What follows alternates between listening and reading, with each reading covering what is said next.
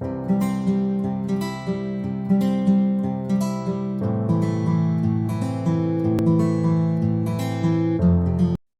boa noite a todos vocês, estudantes da doutrina. Sejam muito bem-vindos a mais uma noite de estudos do livro Nosso Lar. Na noite de hoje, nós temos aqui uma mudança muito interessante, porque eu não estou na Inglaterra, estou aqui em Portugal, junto com meus irmãos do Centro Espírita Casimiro Cunha. Centro Espírita... Centro de Estudos da Doutrina Espírita Casimiro Cunha. Pronto, o nosso famoso SEDEC. E na noite de hoje nós estaremos aí, continuaremos essa conversa interessante que André está tendo com a dona Laura. E o capítulo de hoje, o capítulo número 20, irá nos trazer algumas elucidações sobre o lar. E o casamento. E essa bonita união, esse balanço entre o feminino e o masculino. Então, nós iremos falar um pouquinho sobre o assunto. E é um assunto que dá pano para manga, como nós dizemos lá no Brasil. Antes de nós iniciarmos, como nós sempre fazemos, nós vamos iniciar com uma prece, para podermos nos energizar e começar nosso estudo em boas companhias. E eu vou pedir a Amada para fazer a prece dessa noite. Eu hoje quero só deixar aqui o nosso agradecimento e a Chico Xavier, que hoje celebramos os 20 anos da sua desencarnação. Verdade. E sem ele não teríamos esta obra para estudo, para o nosso estudo, o nosso lar, e o nosso agradecimento por tudo o que ele nos deixou. É verdade. Quantos livros? Perto de 500, se não me engano. Perto de 500. Mais de 500, diz meu pai. Ele trabalhou bastante. Vamos então, vou pedir que possam achar uma posição confortável, indo respirando fundo, fechando os olhos.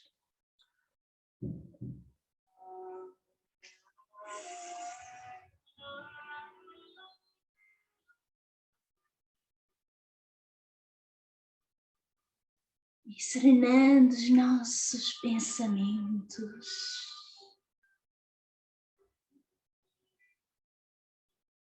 Elevamos o nosso coração ao Pai, nosso Criador.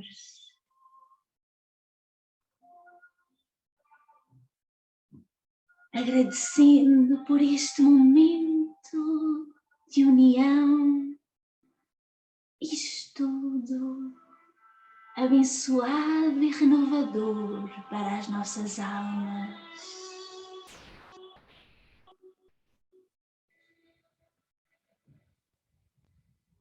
Servos humílimos que aprendemos a ser, com as pegadas que o Mestre Divino nos deixou, para que por nossos próprios passos, com nossas próprias mãos, tomemos as rédeas do trabalho e do serviço, com abnegação e renúncia, movidos pelo amor, movidos pela caridade, com alegria por vermos a manifestação do bem em nós e ao nosso redor. Como é bom servir a Jesus, como é bom servir ao nosso próximo, ao nosso irmão, ao nosso semelhante. Colaboremos, amigos e irmãos, de hoje em diante, por toda a eternidade.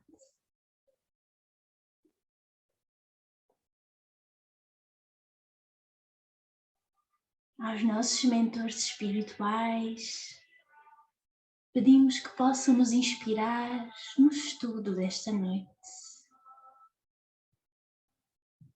que possam nos guiar o entendimento, a palavra e abrir o campo dos nossos sentimentos. A mensagem que hoje aqui nos trazem. Que a paz de Jesus envolva a todos nós, hoje, agora e sempre, e que assim seja. Que assim seja. Então, nós vamos fazer aqui a leitura do capítulo de número 20 com o nosso irmão Felipe.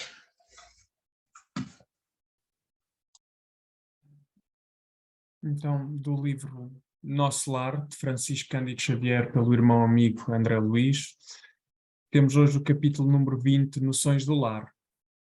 Desejando colher valores educativos que fluíam naturalmente da palestra da senhora Laura, perguntei curioso: desempenhando tantos deveres, a senhora ainda tem atribuições fora de casa? Sim, vivemos numa cidade de transição. No entanto, as finalidades da colónia residem no trabalho e no aprendizado.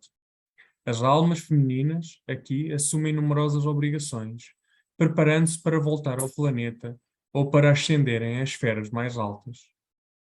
Mas a organização doméstica em nosso lar é idêntica à da Terra? A interlocutora esboçou uma facies muito significativa e acrescentou: o lar terrestre é que, de há muito, se esforça por copiar nosso instituto doméstico, mas os cônjuges por lá, com raras exceções, estão ainda a moldar o terreno dos sentimentos, invadido pelas ervas amargurosas da vaidade pessoal e povoado de monstros do ciúme e do egoísmo. Quando regressei do planeta, pela última vez, trazia, como é natural, profundas ilusões. Coincidiu, porém, que, na minha crise de orgulho ferido, fui levado a ouvir um grande instrutor no Ministério do Esclarecimento. Desde esse dia, nova corrente de ideias me penetrou o espírito. Não podia dizer-me algo das lições recebidas? Indaguei com interesse. O orientador, muito versado em matemática, prosseguiu ela, fez-nos sentir que o lar é como se for um ângulo reto nas linhas do plano da evolução divina. A reta vertical é o sentimento feminino, envolvido nas inspirações criadoras da vida. A reta horizontal é o sentimento masculino, em marcha de realizações no campo do progresso comum. O lar é o sagrado vértice, onde o homem e a mulher se encontram para o entendimento indispensável. É templo onde as criaturas devem unir-se espiritual antes que corporalmente. Há na Terra, agora, grande número de estudiosos das questões sociais, que aventam várias medidas e clamam pela regeneração da vida doméstica. Alguns chegam a asseverar que a instituição da família humana está ameaçada. Importa considerar, entretanto, que a rigor o lar é conquista sublime que os homens vão realizando vagarosamente. Onde, nas esferas do globo, o verdadeiro instituto doméstico, baseado na harmonia justa, com os direitos e deveres legitimamente partilhados. Na maioria, os casais terrestres passam as horas sagradas do dia vivendo a indiferença ou o egoísmo feroz.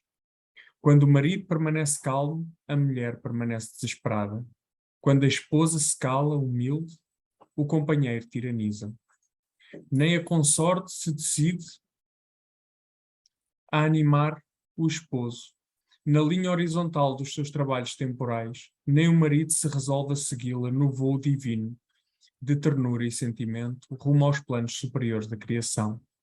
Dissimulam em sociedade e na vida íntima, um faz viagens mentais de longa distância, quando o outro comenta o serviço que lhe seja peculiar.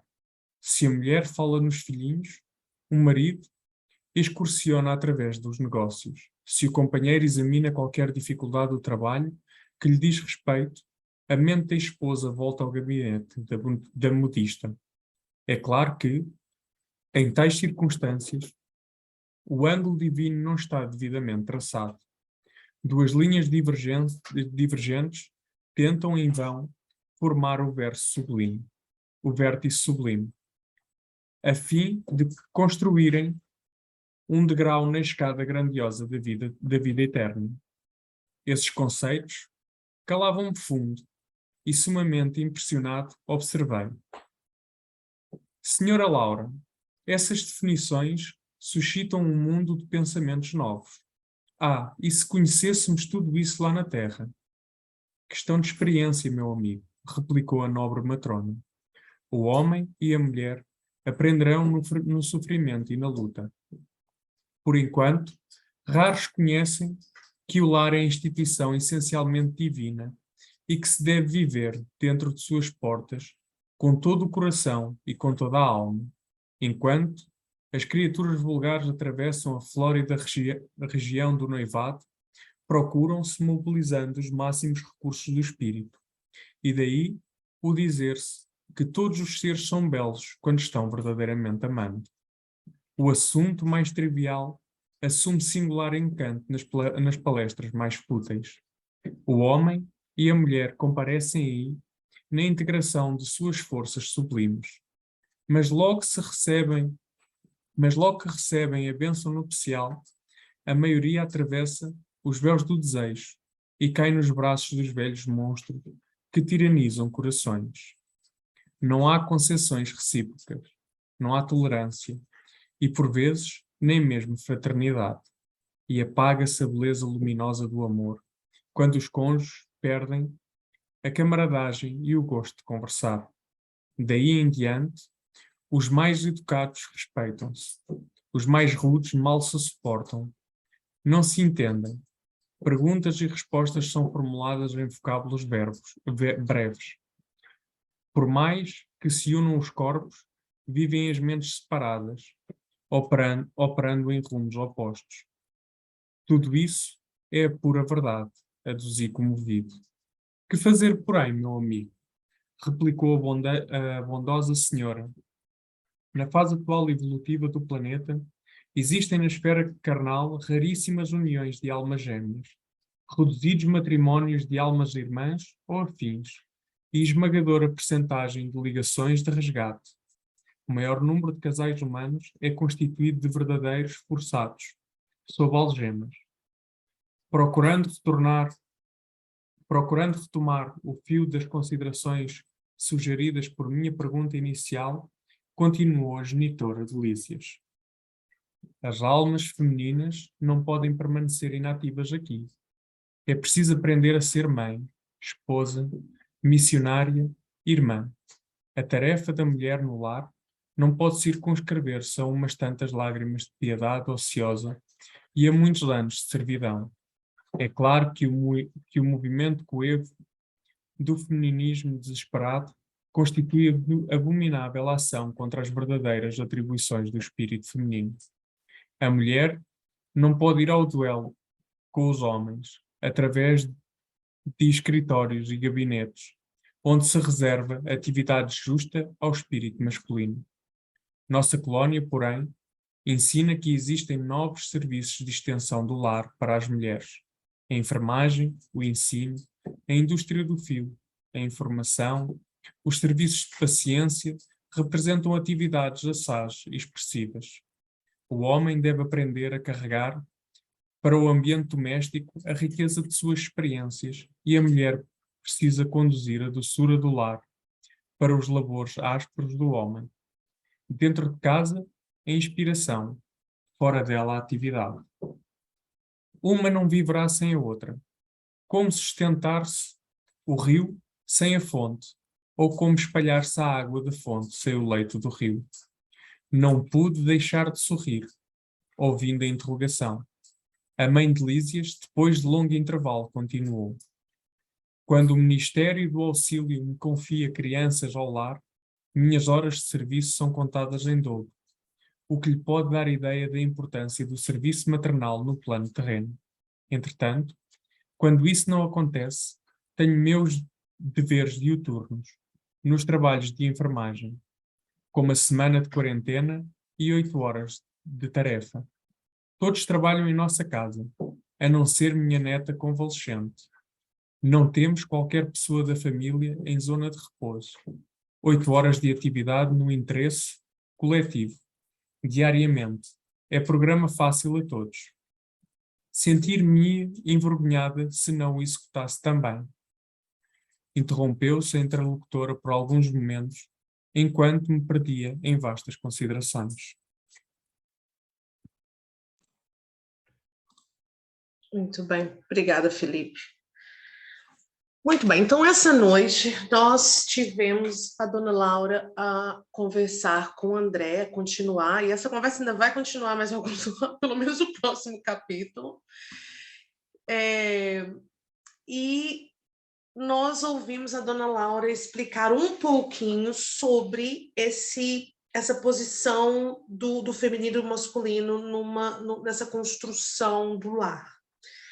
Antes de começar, eu vou começar eu vou chamar a atenção sobre um assuntozinho do início e eu vou partir para o fim, né, do capítulo, para que nós possamos explorar o meio. A primeira coisa que nós temos que pensar é que quando Dona Laura teve essa conversa com André, quando o livro foi publicado, então quer dizer que eles tiveram que ter essa conversa anos antes do livro ser ditado para o médium, né, Francisco Cândido Xavier, e alguns anos à frente até o livro ser publicado. Nós estamos falando provavelmente da década de 30, 20, 30, vou colocar por aí. Nós temos que ver qual que era a posição da família, da formação familiar naquela época, não é? Era a mulher que cuidava do lar, dos filhos, da casa, enquanto o homem, que era o provedor, não é? Ele saía para trabalhar, né, para sustentar e prover para o lar. Esse era o balanço que existia naquela época, que era o mais comum na sociedade. Nós evoluímos, nós estamos em uma época muito diferente, e nós temos outras constituições de famílias, não é? Familiares. Nós temos mães solteiras que trabalham e que também cuidam do lar, não é? Eu vou falar mãe, mas também tem pai solteiro. Nós temos mãe e mãe, nós temos pai e pai, nós temos nós temos pais adotivos, nós temos outros tipos de constituições familiares nessa época que nós estamos vivendo. Então, naquela época, não só legalmente, porque eu não estou falando só da questão das leis, não era comum ter mulheres trabalhando, irem para fora trabalhar para prover para a família, não é? E também não era comum ter casais homossexuais, e diferentes tipos de constituições familiares. Então, nós temos que respeitar o autor, e essa conversa foi tida numa época diferente.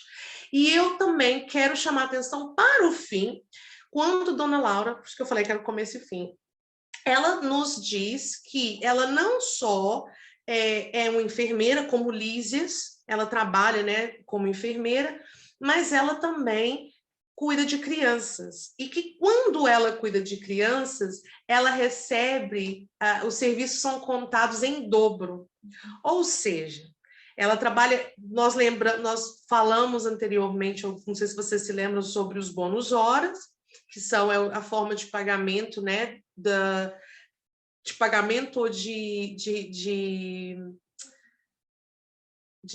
retribuição, sim. Eu estava tentando lembrar da palavra. Como é que vocês falam salário em Portugal? Ordenado. Era a forma de se receber o ordenado. É a forma de receber o ordenado. E a dona Laura, ela fala que quando ela cuida das crianças, ela ganha em dobro. Então, nos dá a entender que esse trabalho feito no lar, não é? O ato de cuidar de crianças é pago em dobro, não é? Nós temos aí eu não quero usar a palavra pagamento, mas essa gratificação, não é, que é dobrada. Muito bem, com isso dito, nós vamos adentrar o meio desse assunto dessa semana, em que nós falamos, nós ouvimos, desculpa, só um minuto, e nós vamos pedir no Livro dos Espíritos algum entendimento sobre o assunto. Então, eu vou pedir à Mônica para, por favor, ler o capítulo, a questão de número 695, por favor. Isso aqui é da questão. O casamento quer dizer a união permanente de dois seres, é contrário à lei natural? Resposta: é um progresso na marcha da humanidade. Muito bem, Mônica. E eu vou te pedir para continuar e ler o capítulo de número 296. A questão, desculpa, no capítulo. Qual seria o efeito da abolição do casamento na sociedade humana? O retorno à vida animal. A união livre é fortuita dos sexos, é um estado natural. O casamento é um dos principais atos de progresso das sociedades humanas, porque ele estabelece solidariedade fraternal e se encontra em todos os povos, ainda que em confissões diversas. A abolição do casamento seria, pois, o retorno à infância da humanidade e colocaria o homem abaixo mesmo de certos animais que lhe darão o exemplo de uniões constantes. Muito bem, obrigada, Mônica. Então, nós vemos aqui que o Espiritismo está nos ensinando, né, que o casamento é um progresso na marcha da humanidade. E abolir o casamento é retornar à vida animal. Mas o casamento que nós estamos falando aqui, o que Allan Kardec está nos trazendo aqui, é a união feminino e masculino, que é a forma da reprodução. Então, se houvesse aí não vamos mais, não vai mais haver o feminino e o masculino para a reprodução, a humanidade voltaria, não é? Então, é necessário. E, continuando, nós vamos, nesse ponto de raciocínio, nós vamos falar um pouquinho sobre as almas femininas e almas masculinas, muito rapidamente. O que nós trazemos com isso? O espírito, ele não tem sexo, ele não tem gênero. O espírito é andrógeno. Então, quando aquele espírito decide encarnar, ele escolhe ou é aconselhado a vir como uma alma feminina e uma alma masculina. E eu estou usando o termo almas feminino e masculino, que é um termo que Dona Laura ela cita no livro.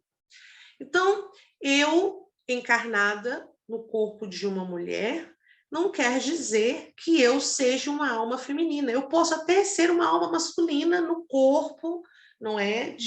No corpo carnal, nessa vestimenta carnal, feminina nessa existência. E o mais interessante, nós estávamos até falando sobre isso mais cedo, eu e Madalena, a questão de, num relacionamento, no balanço desse relacionamento, é necessário, né, ter a alma feminina e masculina. Mesmo que seja um homem e uma mulher e uma mulher, um homem e um homem, um ou outro sempre vai ter um pouquinho a mais, um pouquinho a menos desses dois, desse balanço.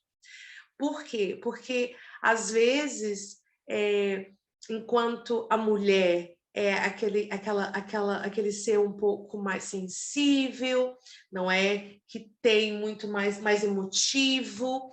Nós, mulheres, temos o dom de fazer 500 coisas ao mesmo tempo, que os homens não conseguem, muitos não. Enquanto muitos dos nossos irmãos homens, eles são mais os provedores, não é? São os mais fortes. Eu vou usar a palavra rude, mas não é quando a questão da questão mal educada. Tá? É a questão do rudimentar, aquela coisa do homem, da proteção, que o homem tem muito isso. Mas tem muita mulher que tem esses, não é? Essas características, essas nuances femininas, e tem muita mulher que tem as nuances masculinas. E que se assim não fosse, não haveria aquele balanço. Porque se nós estamos no relacionamento, e se nós duas somos muito femininas, vai desequilibrar. Não é? Então sempre tem que haver esse balanço. Com isso em mente, nós vamos continuar num pouquinho sobre a explicação da dona Laura com relação a essa harmonia justa, que é onde ela nos fala sobre o exemplo do ângulo reto, que é um ângulo que eu pus aí para vocês, não é? Onde ela diz que tem o vertical e o horizontal, e ali onde eles se encontram é o lar, não é? O sagrado vértice.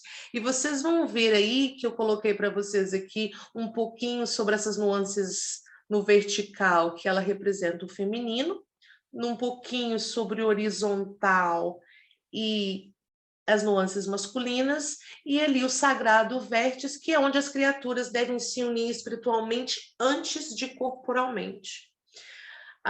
Eu até coloquei o yin e yang, não sei se vocês viram, que é esse balanço do masculino e feminino. E em estudo,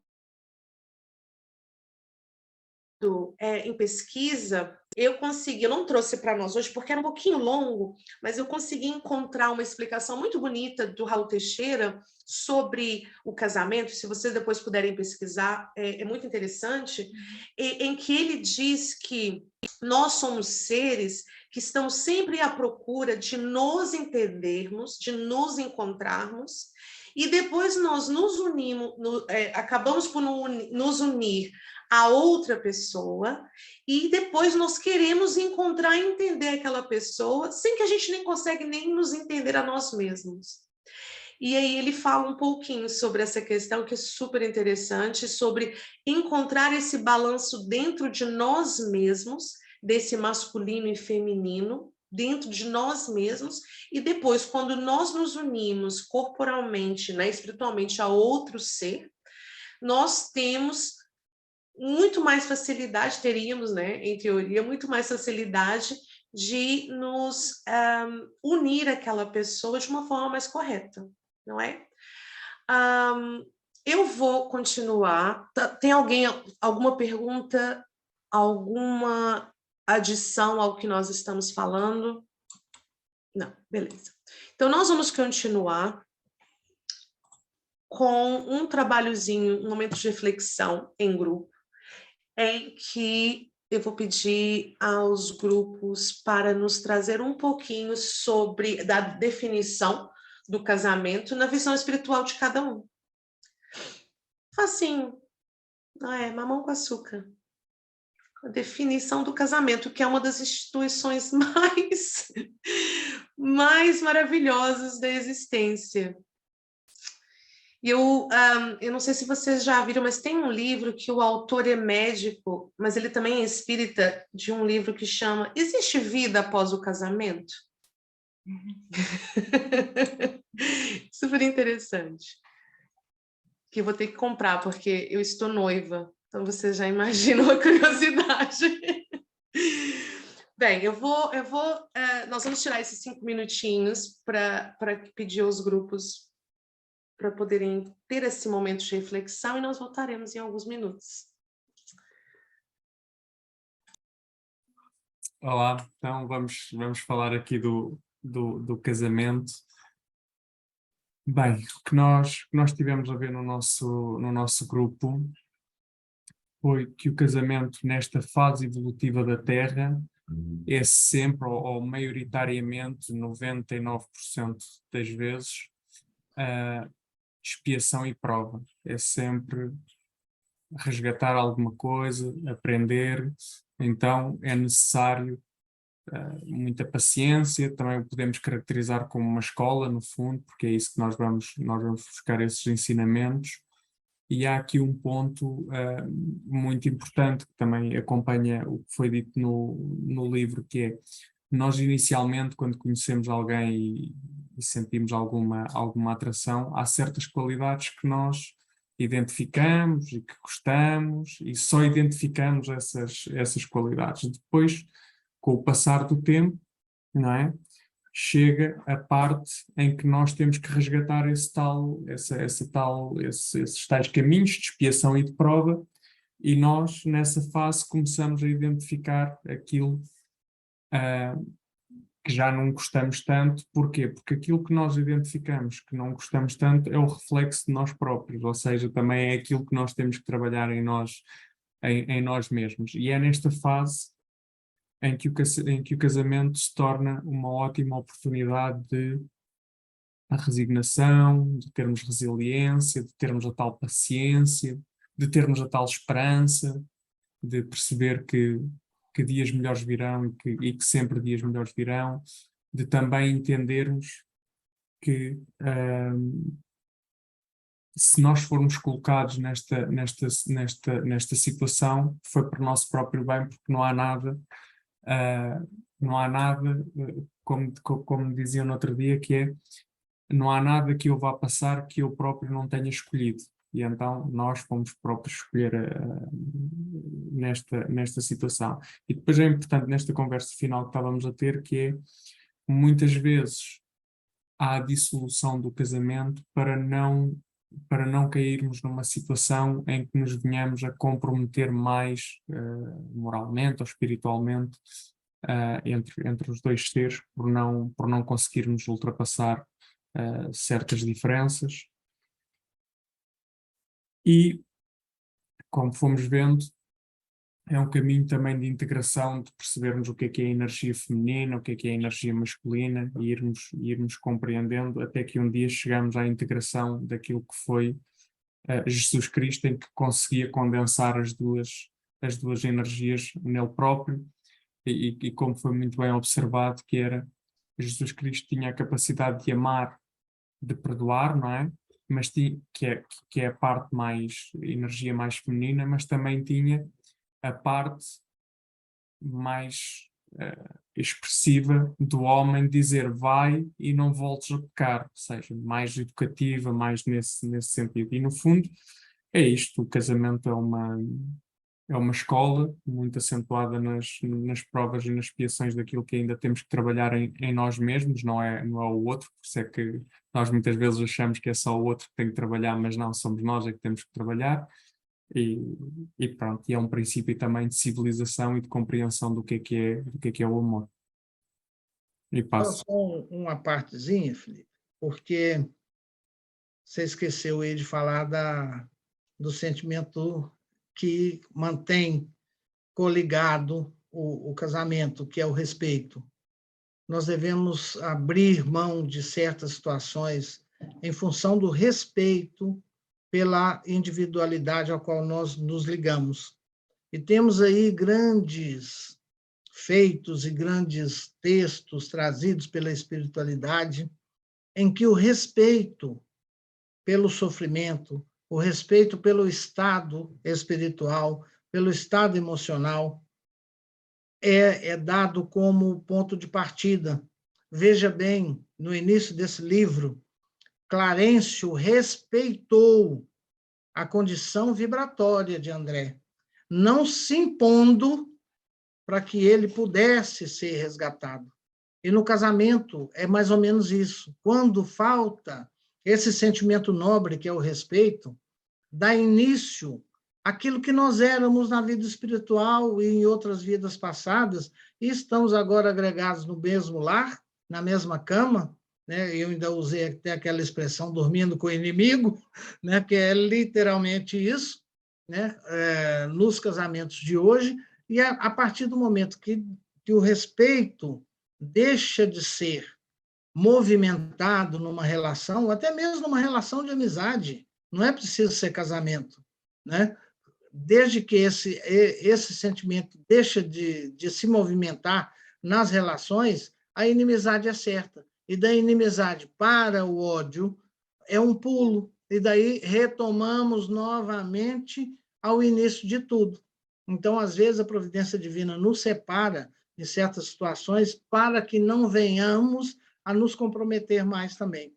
Então, o respeito é um sentimento muito nobre e que faz com que mantenha acesa aquela chama que uniu as pessoas desde o início. Evidentemente, vão se mudando com as atitudes, com o tempo, vão se envelhecendo, vão criando opiniões já divergentes, mas é necessário que se respeite também as opiniões, né? Obrigada ao grupo de vocês pela partilha. Nós, no nosso grupo, nós falamos sobre muitos pontos, e eu vou começar, eu fui escolhida para falar, mas eu vou começar a lembrar que nos dias atuais, nós temos essa... Nós, eu digo, não só nós, eu falo no generalizando completamente, o grande defeito de, primeiro, sonhar ou projetar o que nós queremos no outro. Vou dar um exemplo. Eu quero um rapaz que seja muito inteligente, que seja trabalhador, que venha de boa família, que seja alto, que tenha um cabelo desse lado, que gosta de ouvir rock, que gosta disso.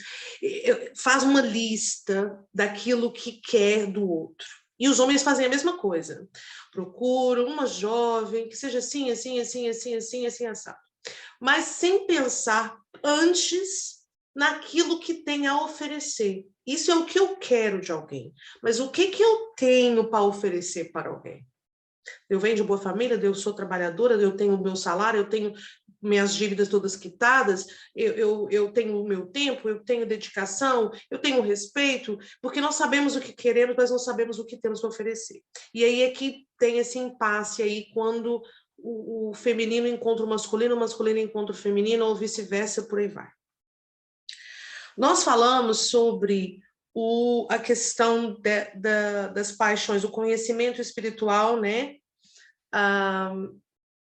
O que a carne necessita e o que o espírito necessita. Nós falamos sobre tudo que vocês disseram, um pouquinho sobre o que vocês disseram, e além do companheirismo, da doação, porque é preciso ter a forma de doar de si para o relacionamento. Eu acho super interessante partilhar isso com vocês, vai ser super rápido, nós estamos estourando o nosso tempo. Da história que eu contei, foi até no Evangelho no Lar. Haroldo Dutra estava contando numa das suas palestras que Chico Xavier estava, né, fazendo um dia de atendimento, e essa senhora desesperada chega para ele ofegante e fala: Chico, eu preciso da sua ajuda. Chico, e ele: minha filha, calma, então o que se passa, o que foi? E ela diz: olha, o meu marido. Aí ele já pensou, né, o que será que esse homem fez? E ela começa: o meu marido, ele é muito bom, ele é muito trabalhador, ele é muito honesto, ele é bom pai, ele é bom filho, ele é tudo de bom, Chico. E ele fala: então, que bom, né? Que bom para o seu marido. E pensando, o que será, qual é o problema do marido, né? Mas ele não é espírita. E aí Chico diz a ela: muito bem, talvez o seu marido ele não precise do espiritismo. Talvez você precise do espiritismo. Porque ela não conseguia ver que não é o espiritismo que muda a pessoa, não é a espiritualidade dentro daquela pessoa, são as bases morais daquela pessoa. E não é preciso, existem muitos espíritas que não vão ser o par ideal, né? Que não são perfeitos. E existem pessoas lá fora que não são espíritas, mas que têm bases morais que surpreendem. Nós falamos nessa questão da religiosidade, não é? Não é necessidade de ter a mesma religião, é necessário a questão de ter essa atração da afinidade moral. E a questão de conhecer a si mesmo. Se o individual conhece a si mesmo antes de partir e tentar partilhar a vida com uma outra pessoa, é onde nasce a questão do respeito, é onde nasce a questão da doação, é onde que nasce a questão da paciência, é onde isso tudo nasce. Eu, na minha experiência, eu digo que um bom relacionamento, ele começa na amizade. Se você casa com seu amigo, você casa com a melhor pessoa que você pode ter, porque se vocês não conseguem, se você não tem ali no seu parceiro ou parceira, o melhor amigo, alguém que você pode confiar completamente, dividir tudo, não tem como, não é? Você tem que ter um melhor amigo ali do seu lado. E aí você fala, né, dormindo com amigo, não dormindo com inimigo, nesse caso. Mas nós vamos pedir o conselho sobre o assunto. Nós agradecemos a todo mundo pelas opiniões, mas nós vamos pedir a opinião de Emmanuel. Vamos ver o que o senador tem a nos dizer sobre o assunto. Só um minuto. Vocês conseguem ver a tela cheia ali, né? Espero que sim. Então, nós vamos fazer só a leiturazinha dessa parte final. Eu peço imensa desculpa pelo horário, eu estou um pouquinho fora do horário hoje. E eu vou pedir a Ana para fazer a leitura, por favor. Do livro Astronautas do Além, de Francisco Cândido Xavier, pelos espíritos de Herculano Pires e espíritos diversos. E agora vamos ler um texto de Emmanuel que se chama União a Dois. Lutas do casamento. Provas do casamento. Quem disse, porém, que a concretização do matrimónio é felicidade estruturada a toques de figurino, não atingiu a realidade. A união a dois, no culto da afinidade ou na execução de tarefas mais amplas da família, é um encargo honroso, qual se sucede a tantas obrigações dignas. Nem por isso deixa de ser trabalho por efetuar, e trabalho tão importante que, não sendo possível a um coração apenas, foi preciso reunir dois para realizá-lo.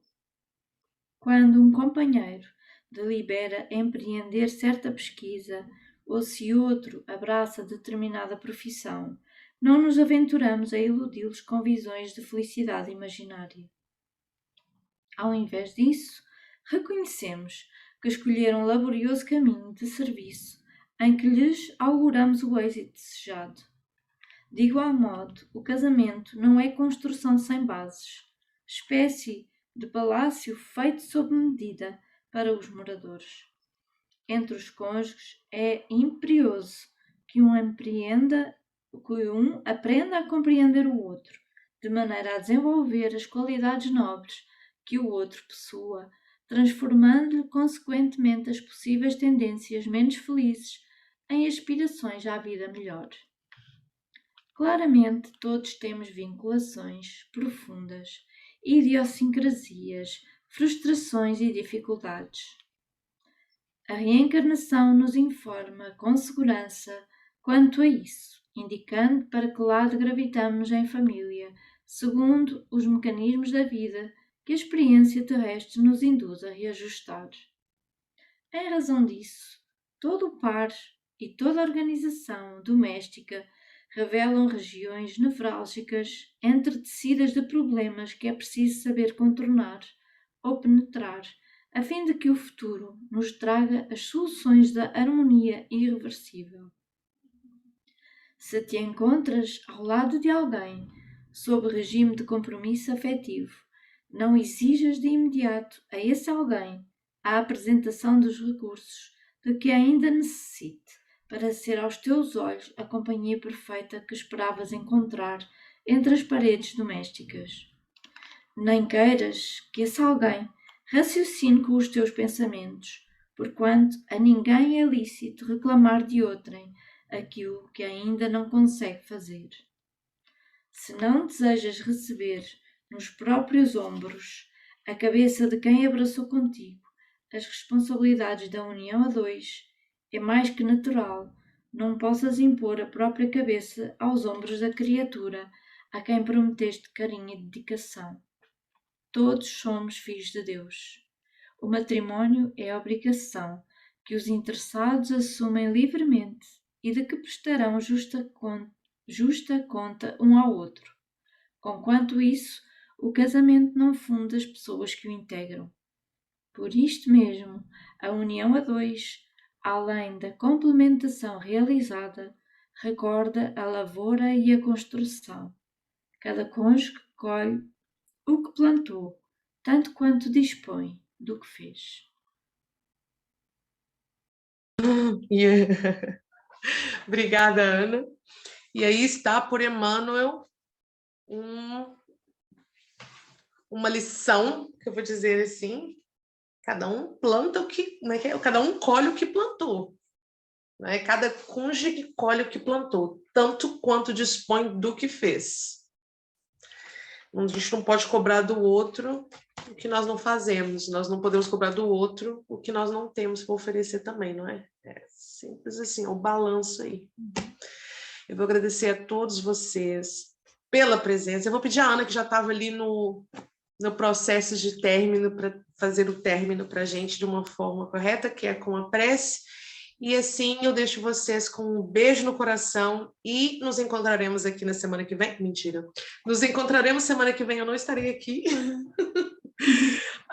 No mesmo horário, se assim Deus o permitir. Ó, um beijo no coração de todos vocês. Bom, e vamos encerrar com a prece, agradecendo profundamente a Jesus, a Deus Pai, a toda a espiritualidade amiga que nos acompanhou, que nos inspirou, que nos orientou, esta bênção de mais conhecimento, um conhecimento que nos enche o coração, um conhecimento que nos aproxima do amor do Pai, este amor sublime que nos eleva, que nos fortalece. Obrigada, Senhor, por tudo que nos dás, por estes esclarecimentos, que tenha sido muito útil a todos quantos nos acompanham neste estudo. Obrigada, Senhor, pelo esclarecimento da espiritualidade maior. Este assunto tão caro ao nosso coração. Obrigada. E assim seja. Beijinhos, tchau a todos. Boa noite. Até para a semana.